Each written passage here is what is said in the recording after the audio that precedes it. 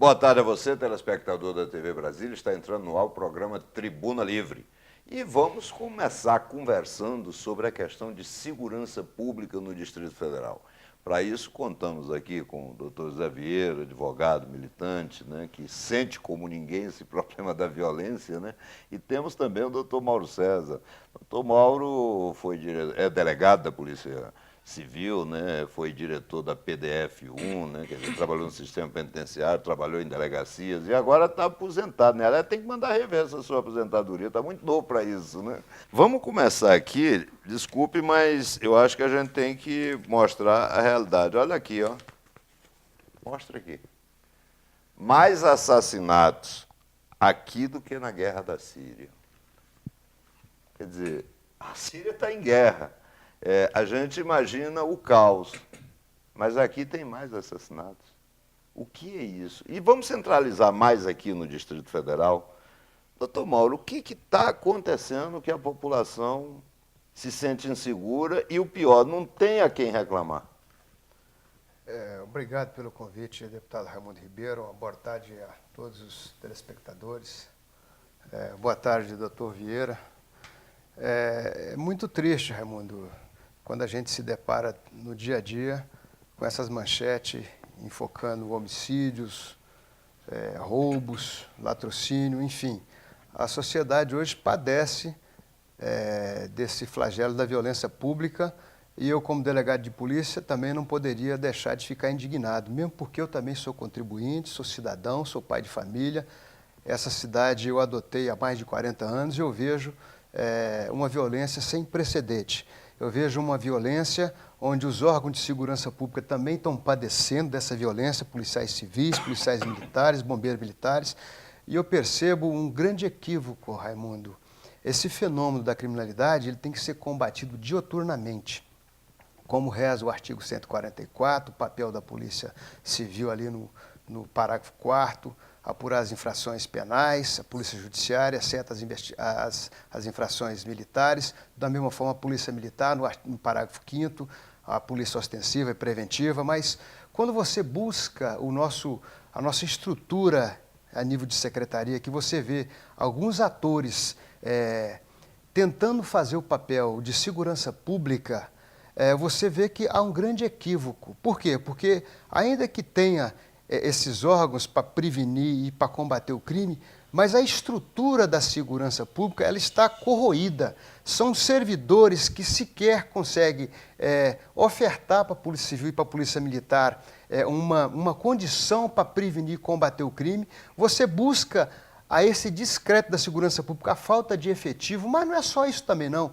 Essa conversa de falta de efetivo é para quem não quer trabalhar, porque aqui em termos per capita, nós temos aqui uma quantidade não suficiente, mas que poderiam se refletir no melhor combate ou prevenção ao crime. Agora, o que é isso? É política de segurança pública que, lamentavelmente, está totalmente equivocada. Então, hoje você observa que tem bons profissionais teóricos, mas desorganizados. Desorganizados, e que esses profissionais eles estão prontos para dar a resposta para a imprensa. Mas quem precisa de uma resposta, deputado, é a sociedade. O crime está acontecendo nesses locais onde a polícia não tem um planejamento, porque é uma política equivocada da segurança pública. Você vê o perfil da Secretaria de Segurança Pública, a da secretária de Segurança Pública. É uma senhora que poderia ter, às vezes, desenvolver uma atividade na área social, mas ela sequer foi num quartel, ela sequer foi onde é que está acontecendo o crime, essa senhora sequer foi na delegacia ver como é que os policiais estão trabalhando sem condições. É uma senhora que não se debruça para ver, eu vou estudar o fenômeno da... Ela vai ficar eternamente os 4 anos estudando o fenômeno da violência, da segurança pública, e não vai ter efetividade. Então, esse é o reflexo.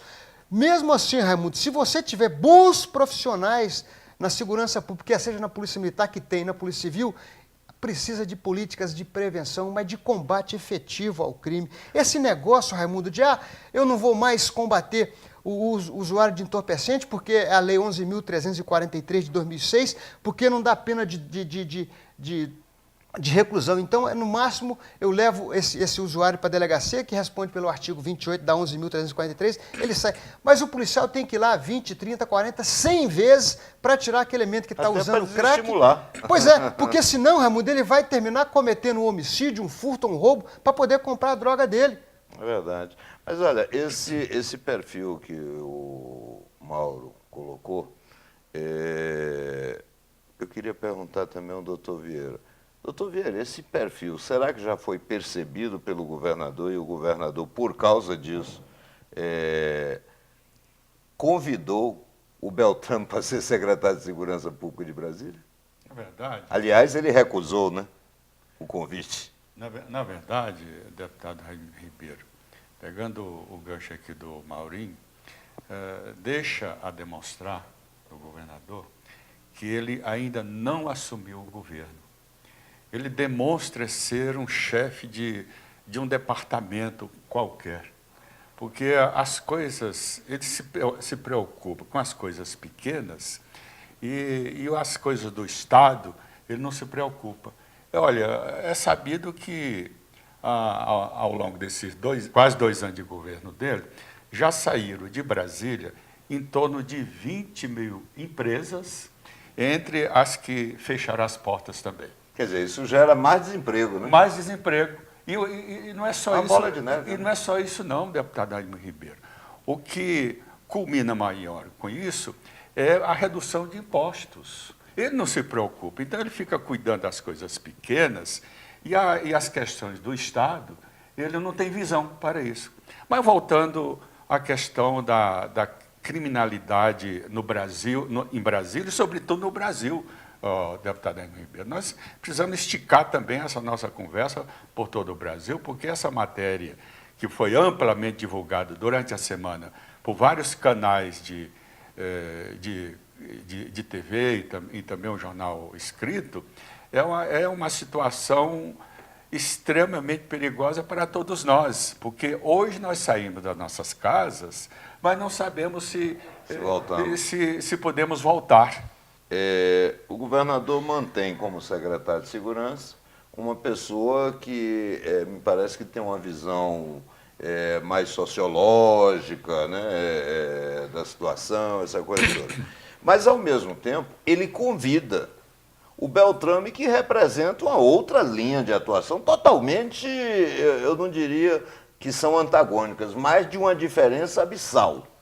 O que isso significa? Será que o governador está perdido mesmo nessa questão? Raimundo, eu, nesses 32 anos de polícia, combatendo efetivamente o crime, eu nunca fui requisitado para outro órgão. O que eu observo, que eu tenho observado dioturnamente, é que não adianta também, em que pese o delegado Beltrame, delegado aposentado da Polícia Federal, um excepcional gestor na segurança pública, só que lá no Rio de Janeiro é outra situação totalmente diferente da de Brasília. Nós vivemos aqui numa ilha. Sob o aspecto geográfico, pois né? bem, numa ilha pequena, então não vai ser importando esse ou aquele. O que a gente tem que ter é uma política de combate e prevenção ao crime, uma política de Estado, não pode ser uma política de governo.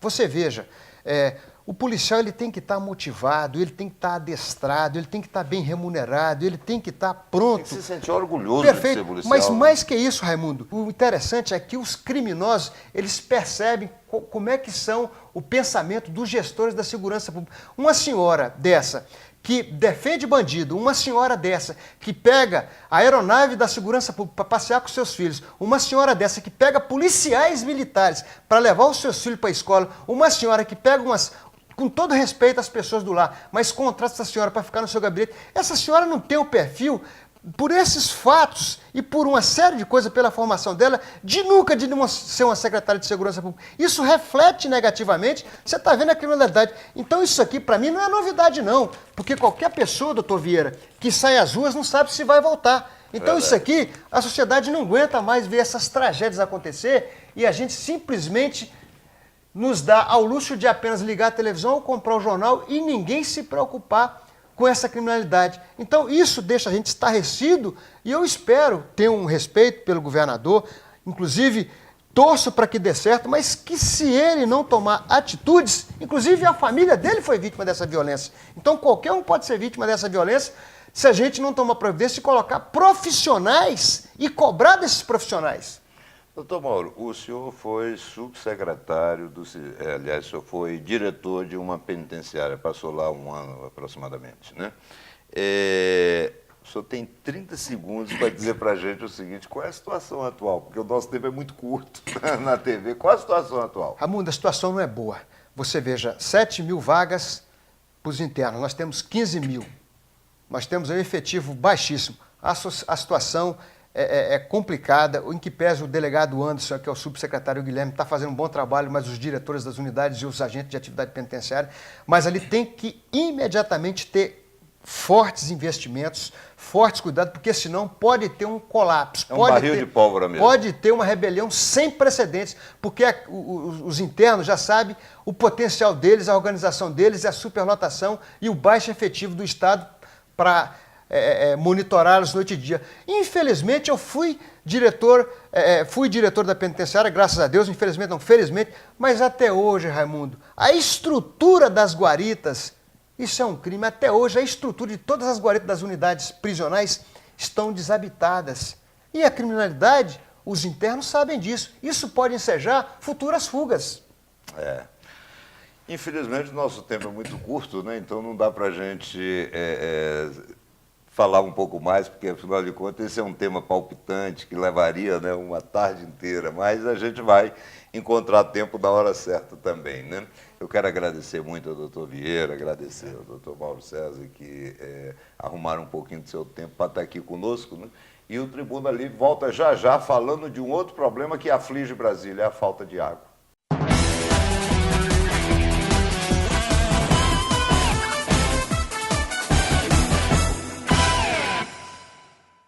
Estamos de volta com o Tribuna Livre e agora vamos falar um pouco sobre essa crise hídrica. Crise hídrica, basicamente, é assim, pessoal, está faltando água, né? Então, vamos conversar um pouquinho com um consumidor, meu amigo Leal, né? E um especialista, né, em educação, em economia ambiental, né, que é o professor Gustavo Souto Maior. Meu companheiro, trabalhamos juntos, né? Olha, é um prazer enorme recebê-lo, viu? Seja muito bem-vindo. É muito importante estar aqui, deputado, para mim. Gustavo, explica para a gente, está faltando água mesmo? Deputado, eu vou, assim, rapidamente fazer um histórico. Em 2001, há 15 anos atrás, o Tribunal de Contas da União fez uma auditoria operacional em todos os sistemas de gestão de recursos hídricos do Brasil, com informações da Agência Nacional de Águas, com informações das companhias de águas de esgoto de todos os estados, e chegou à seguinte conclusão: que naquela época, 15 anos atrás, o Distrito Federal já estava numa situação de estresse hídrico. Nós tínhamos uma situação em relação à disponibilidade hídrica por habitante ano, só melhor no Brasil, naquela época, do que os estados de Pernambuco e Paraíba. Ou seja, desde aquela época, desde há 15 anos atrás, que o DF já foi alertado sobre essa situação de falta d'água.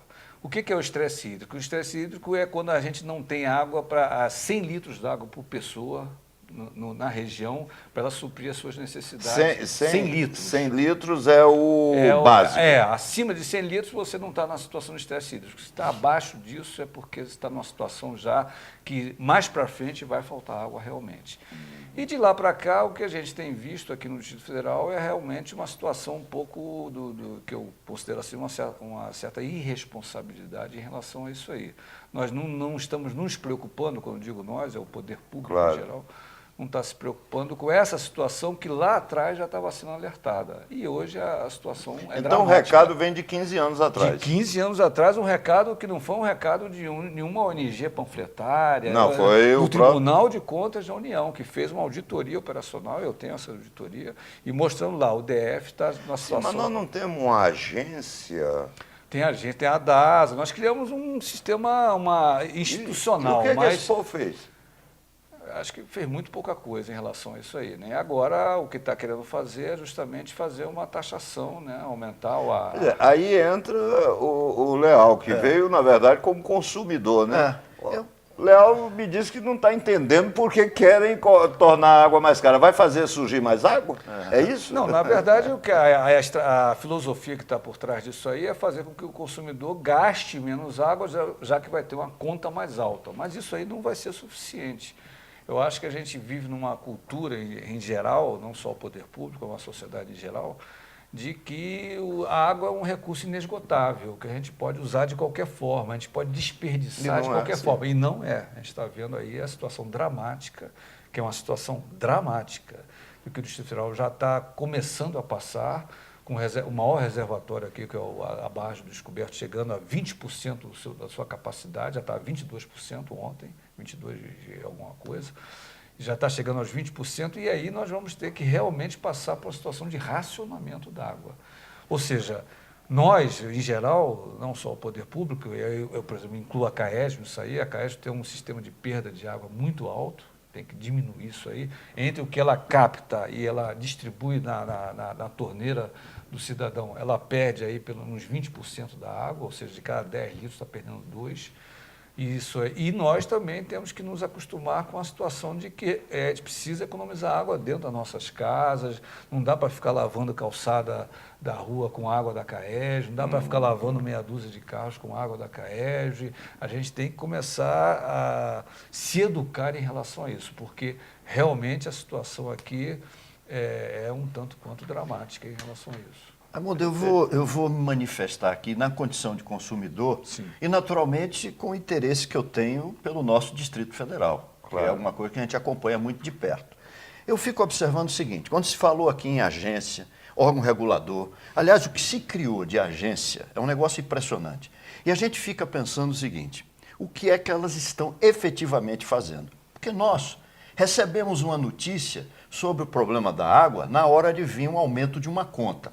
Por que o Estado, que tem todos os instrumentos de comunicação, já vem nos alertando desses pontos, como o Gustavo falou aqui, que nós estamos no estresse, que é importante reduzir o consumo, porque se nós estamos no estresse, nós vamos ter que criar o estresse do estresse. Quer dizer, se 100 litros é um valor estipulado para esse consumo básico por pessoa, nós temos que ter uma avaliação disso, ou uma informação constante, para que a gente vá tendo participação efetiva com aquilo que ocorre no Estado, que é de interesse de cada um de nós. Claro. Agora não chega na hora, entrega um abacaxi, volta para dentro de casa e diz, eu já avisei para o pessoal que eles vão pagar mais caro, com isso eles vão reduzir o consumo. Isso é brincadeira. Pois é. Isso é E irresponsabilidade. aí eu pergunto o seguinte, veja só, você aumentar a tarifa, você está penalizando o contribuinte. O contribuinte que tinha um procedimento, até ontem, aquele procedimento não era nem considerado desperdício. Ele agia porque, dentro da visão dele, podia agir daquela forma. Agora está se tentando educar. Só que a educação ela é precedida de um castigo financeiro. O nosso amigo consumidor aqui, nós todos somos consumidores, mas ele está aqui exercendo esse papel, ele tem toda a razão ao criticar a falta de aviso, a falta de alerta, a falta de educação, de conscientização em relação a uma problemática que já existe no DF, não é de hoje. Isso já vem, como eu expliquei aqui, já de 15 anos atrás que a gente é alertado sobre isso aí. E só agora que, como ele falou, agora que chegou, vai ter falta d'água e a gente vai impor, como o senhor muito bem disse, um castigo. E as pessoas, enfim, não estão sabendo exatamente como agir. Gustavo, como é que você... A única solução que a ADAS encontrou foi aumentar a tarifa. Eu acho que você não precisa criar um órgão público para chegar a essa conclusão. É só você chamar qualquer pessoa da rua, uma dona de casa que sabe administrar muito bem, né, o orçamento, ela chega e diz, não, peraí, é só aumentar isso? Qualquer pessoa faz, não precisa ter um órgão, né? E tem coisas básicas, assim, que às vezes a própria, dentro das residências, as pessoas não sabem. Por exemplo, você usar uma máquina de lavar, que é um equipamento que gasta muita água, você não pode usar uma máquina de lavar para lavar meia dúzia de peças só. Você tem que usar a máquina de lavar com ela cheia. Bem cheia, né? Bem cheia, porque aí você está economizando. Porque isso é uma medida de racionalização. Isso, mas né? você quando vai conversar com a secretária que trabalha lá em casa, ela não sabe disso. Ela, não, eu lavo aqui com meia dúzia mesmo. Não, eu falei, não pode, porque você está gastando muita água. Então, é uma questão também de educação, de conscientização. Pois é, da e população. nesse aspecto o governo não tem feito nada. Não fez fez, você não vê nenhuma campanha em relação a isso, uma campanha séria, e não campanhas para engordar a conta de agências de publicidade. publicidade, Deixa né? eu me posicionar aqui um pouquinho. A visão que eu tenho é o seguinte: Tá isso com a camisa bonita. Tá, né? Tá.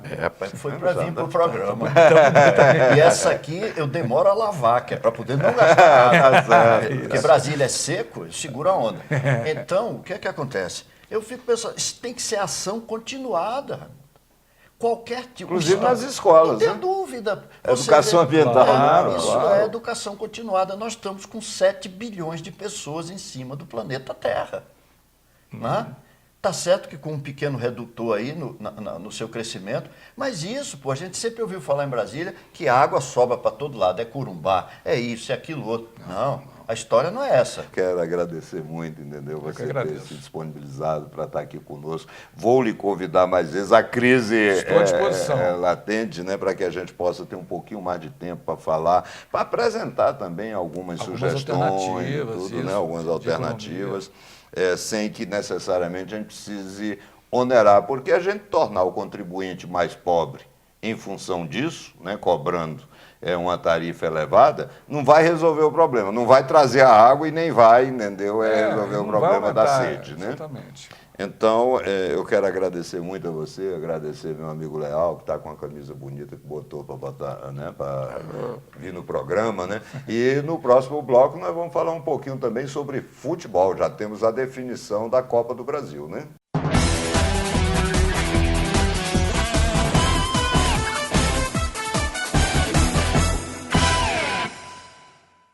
Estamos de volta e agora vamos falar um pouquinho sobre futebol, né? Você deve estar vendo aí, né? Temos a presença constante, né, do nosso amigo Alan, né? E hoje temos alguém novo aqui, né? O Lucas Bolzan. O Lucas, inclusive, está substituindo o nosso amigo Everson Cordeiro, porque o pessoal aí, os palmeirenses andaram reclamando da presença do Everson, né? Porque o Everson dizendo o tempo inteiro que é corintiano. Você torce para que time? Eu sou vascaíno. E confessa isso assim na televisão? Na televisão, redes sociais. Tá certo. Seja muito bem-vindo. Mas o Everson Obrigado. vai estar aí com a gente, independentemente da presença do Lucas, sempre, né? Porque hoje eu não pude vir. Mas e aí, rapaz, você viu a definição dos finalistas da Copa do Brasil? Vi vários jogos, 2 jogos emocionantes. Cruzeiro contra o Grêmio não foi um jogo alarde. Mas o Cruzeiro jogou com muita galhardia, né? Isso. Não, na verdade o Cruzeiro, primeiro boa tarde aí aos espectadores, né? Primeiro que o Cruzeiro, na minha opinião, o Cruzeiro até mereceu vencer aquela partida. Também achei. Mas o futebol, ele é feito, o futebol no Futebol campeonato... não tem negócio de merecimento. Não, e no né? campeonato que Futebol é jogo bola de na volta rede. como a Copa do Brasil, você tem que ser copeiro, né? É. Então acabou dando aí, na verdade, acho que as duas lógicas dessa competição, nas finais que foi o Atlético e o Grêmio, porque são 2 times acostumados... E o não é à Atlético toa nos que o últimos Grêmio está tempos- na final. É o time que mais teve nas finais Exatamente. da Copa do Brasil, né? E Exatamente, o tem time 4 mais títulos. copeiro, né? É, o time mais Também. copeiro que tem, né? Exatamente. Não tirando o mérito das 2 outras equipes do Internacional, que lutou Quem bastante, será o também campeão? do Atlético Mineiro. Atlético Atlético Você acha que Mineiro, o Atlético? certeza. É um Muito- time mais bem preparado. O Grêmio vem numa remontagem de elenco, né? Troca de treinador. O Atlético Mineiro, não, o Atlético Mineiro já vem há um bom tempo se preparando para esse título, para Você essa está falando do competição. Atlético, deixa eu te falar de um jogador que eu acho que é um jogador extraordinário. Lucas Prato. Está no Atlético Mineiro. É reserva do Fred. Reserva do Fred. O Fred não joga a Copa do Brasil por já ter jogado pelo Fluminense. Né? Mas o Lucas Prato, ele entra... Eu nunca vi um sentimento coletivo tão grande quanto esse. Ele entra como se ele fosse titular, faz gol. Aliás, o gol do empate foi dele, né? Foi dele. Me diga uma coisa, quem vai ser o campeão brasileiro, Lucas? Olha, deputado, eu... Não, fica em cima do muro, não. Aqui todo mundo já Rapaz, disse. Entre você Flamengo já e Palmeiras, assim, o Palmeiras é bem mais favorito. O Flamengo ainda tem um confronto direto com o Botafogo, que é esse clássico, né? que Hoje, vai ser né? Hoje, Daqui a pouco. Daqui a pouco. Esse jogo vai ser casa cheia no Maracanã. Voltando às tradições, né? Aí, ainda mais nessa reta final do Campeonato Brasileiro. Então é você muito não considera o Santos candidato? Santos não. Santos já parou ali. O Santos está a Mas um que- pontinho do Flamengo. Mas se por o mais Flamengo que já está seja, difícil, se o Flamengo já está difícil alcançar o Palmeiras, o Santos vai alcançar. O Palmeiras muito mais conseguiu forte. uma certa... conseguiu ser mais neutro nesse Campeonato Brasileiro, né? O time que mais liderou o campeonato, liderou aí as últimas 15 rodadas, né, direto, e começa E pode até perder nessa rodada, todo mundo ganhar, que ele continua liderando, que né? continua. É uma gordurinha boa, né? É, agora a gente tirou, o Everson não veio, ainda continuou o clubismo, né? Porque ele tá falando do Palmeiras porque ele é vascaíno, ele não quer que o Flamengo seja campeão. Mas enfim. Então não tem isenção para falar. não tem O único isenção. isento aqui sou eu, então. Não, até porque ele não tá disputando nada, desculpa, assim, com todo respeito. Não tá disputando Porque esse nada no programa, campeonato, né? ô Lucas, você talvez não saiba, mas esse programa é de tricolor. Entendeu? E não é o tricolor paulista lá de vocês, não. É o pó de arroz. É o pó de arroz. É o tricolor verdadeiro. Né? Quando você fala em tricolor, é Fluminense. Mas voltando a falar Sim. sério, deputado, o Palmeiras ainda continua com favoritismo, como a gente havia falado no campeonato no programa passado, mas os resultados da rodada passada colocaram o Flamengo novamente na briga. Apesar de que eu ainda acho muito difícil, muito complicado. Mas ainda deu um alento aí pro elenco do Flamengo, de repente tentar. Mas tudo vai depender dessa rodada desse final de semana agora. Você sabe que eu acho que está tudo conspirando a favor do Palmeiras. O Atlético Mineiro praticamente desistiu do Campeonato Brasileiro, indo para a final. Você veja, o Palmeiras, quando for visitar o Atlético está no meio da disputa da final da Copa do Brasil. Ou seja, não vai estar dando a mínima no Campeonato Brasileiro. O Flamengo, quando foi visitar o Atlético Mineiro estava babando querendo entrar. É verdade. Né? É verdade. Então, você veja, eu acho que está tudo conspirando a favor do Palmeiras. Acho até que o Palmeiras será o campeão. A intenção de disputa já até diferencia mais, né? É. O confronto contra o Flamengo e agora o confronto contra o Palmeiras. Exatamente. Quer Vai dizer, ser estava mais- tudo na mão do Atlético. É. Por isso eu continuo dizendo que tem que ser revisto esse nosso calendário, né? E esse negócio da Chapecoense, hein, rapaz? Ô, bicho Surpreendente, danado, né? Surpreendente. Chapecoense é o time mais chato, ganhou do Fluminense, empatou lá em Chapecó e foi ganhar lá no Rio. Lá no Rio de Janeiro. E a Chapecoense é interessante dizer que chegou a beirar a zona de rebaixamento do Campeonato Brasileiro. Se vocês se Foi, recordam no foi. começo. E aí teve uma evolução no Campeonato Brasileiro e veio passando de fases aí, derrubando gigantes na Copa pode ir pra Sul-Americana. final, né? Pode ir para a final.